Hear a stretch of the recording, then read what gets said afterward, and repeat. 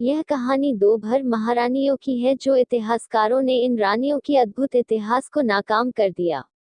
महारानी क्षत्राणी राजवंती और रानी धनराजी 17वीं सदी में ग्राम परगना व तहसील धौरहरा जिला लखीमपुर धौरहरा शहर जनपद लखीमपुर में नानपारा से लखीमपुर रोड पर धौरहरा शहर के उत्तर ग्राम गोरखपुर दक्षिण बसंतपुर नूरपुर और पश्चिम शाहपुर स्थित है।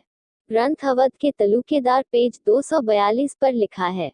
पवन बख्शी के अनुसार जहांगीर के शासनकाल 1605 से 1627 के मध्य दो भर रानियां धौरहरा में रहती थी। किसी युद्ध में अपने पति के शहीद हो जाने के कारण बड़ी रानी राजवंती ही शासन का देखभाल कर रही थी। ये दोनों रानियां महारानी बल्लरी देवी व सुहेलदेव राजभर और महारानी कुंतमा व महाराजा बारा के पदचिन्हों पर चलकर अपने शासन का देख रेख करती थी। ये दोनों रानियां जीवन पर्यंत किसी भी पड़ोसी दुश्मन के दबाव में नहीं आईं। जब भी विषम परिस्थितियों उत्पन्न हुई, दोनों रानियों ने शस्त्र लेकर अपने सैनिकों के साथ युद्ध भूमि में कूद पड़ती थी। इन रानियों को परास्त करने के लिए कई बार दिल्ली दरबार से गवर्नर भेजे जाते थे, परंतु इन वीरांगनाओं के अदम्य साहस और युद्ध कौशल के सामने एक भी न टिक पाते थे और पराजय का मुंह देखना पड़ता था।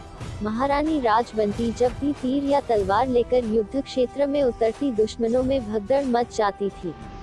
भर रानियों की तलवार की आहट से दुश्मन के रूह कांप जाते थे। भर रानियों ने हमेशा अपने दुश्मनों को मुंहतोड़ जवाब देती थी। क्षत्राणी भर रानियों ने अन्य महिलाओं की तरह नहीं रहती थी।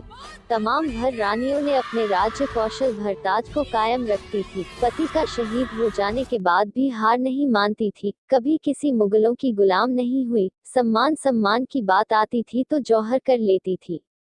धौरहरा राज के पश्चिम शारदा नदी के तट पर झीपी खान बाछिल गोत्रीय हिंदू से मुस्लिम बना था। अतः जालौर के राव अक्षय राज उर्फ अखराज सिंह, जो उस समय दिल्ली सुल्तान के मनसबदार थे, दिल्ली सुल्तान ने उन रानियों को परास्त करने के लिए भेजा। अक्षयराज ने उन रानियों के शौर्य की गाथा और इसके पूर्व में हुए लड़ाइयों का हश्र सुनकर उसकी हिम्मत जवाब दे गई। परंतु सुल्तान के रहमो करम पर पलने वाले अक्षराज ने सत्ता के भूख के वशीभूत होकर अपने पुत्रों भान और मान को अपने साथ रखकर सुल्तान की विशाल सेना के साथ धौरहरा राज्य पर आक्रमण कर दिया। भूखे से अचानक युद्ध हुआ। इस अप्रत्याशित आक्रमण से महारानी आश्चर्यचकित हो गई। इनकी सैन्य टुकड़ी तुलना में कम थी, परंतु जो सैनिक थे वे शूरवीर, साहसी और निडर थे। भर महारानी के एक आवाज पर देश के लिए जान की आहुति देने को तैयार रहते थे। आकस्मिक आक्रमण से सैनिकों में भगदड़ सी मच गई। जब तक वे शस्त्रागार तक पहुंचते कि उसके पहले ही दुश्मनों के भयंकर आक्रमण ने उन्हें संभलने का मौका ही नहीं दिया। भीषण संग्राम हुआ। अंततः पूरा धौरहरा सैनिकों के लाशों से पट गया। दोनों भर राजभर रानियां युद्ध भूमि लड़ते लड़ते शहीद हो गई। धौरहरा के किले पर मान का कब्जा हो गया।